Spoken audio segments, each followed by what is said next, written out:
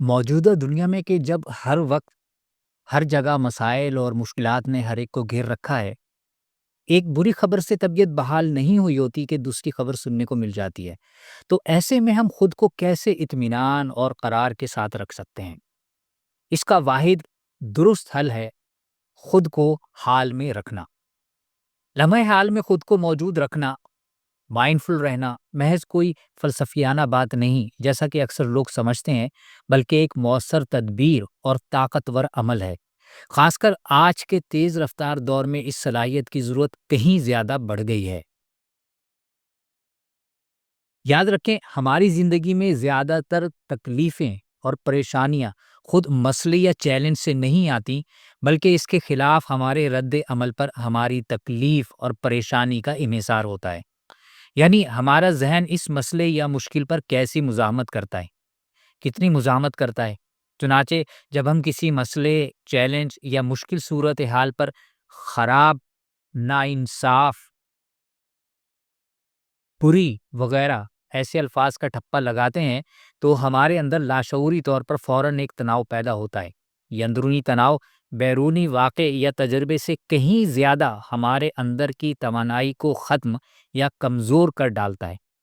یوں ہم اس مسئلے کو یا چیلنج کو سمجھنے اور اس میں سنبھلنے کے قابل نہیں رہتے۔ اس کی بجائے ضرورت اس بات کی ہوتی ہے کہ ہم اپنی توانائی کو ضائع کرنے کی بجائے اسے حال پر فوکس کریں، ٹھہریں، محسوس کریں۔ موجودہ لمحے میں ہماری جو سینسیشنز، سنسناہٹیں ہیں، انہیں بغیر کسی ججمنٹ کے اور بغیر کسی مزاحمت کے دیکھیں۔ اس طرح حال میں رہنا اور اپنی مزاحمت کو کم کرنا ممکن ہوتا ہے، اور یہی نقطۂ آغاز ہے اپنی شخصیت سمیت زندگی کے ہر معاملے کو بہتر بنانے کا۔ بعض لوگ یہ سمجھتے ہیں کہ حال میں رہنا تو کچھ نہ کرنا ہے، جبکہ ایسا نہیں۔ خود کو حال سے بچانا اور موجودہ لمحے میں پائی جانے والے چیلنج سے بھاگنا در حقیقت بے عملی ہے۔ لمحے حال میں، لمحے موجود میں رہنے کا مطلب ہرگز یہ نہیں کہ کچھ نہ کیا جائے، بلکہ اس کا مطلب یہ ہے کہ آپ خوف میں رہنے کی بجائے معاملے کو واضح طور پر جاننے اور سمجھنے کے قابل ہوں۔ اسی صورت میں آپ ریئیکٹ کرنے کی بجائے رسپانس کرنے کے قابل ہوتے ہیں۔ ہمارے اندر تخلیقیت پیدا ہوتی ہے اور مسائل کے نئے حل سجھائی دینے لگتے ہیں جو عموماً دوسروں کو نہیں سوچتے۔ آپ زیادہ بہتر اور بالا تر سوچنے کے قابل ہوتے جاتے ہیں۔ اس لیے اپنی زندگی کے ہر مسئلے، ہر چیلنج پر لمحے حال میں موجود رہنے کی تدبیر اختیار کیجیے۔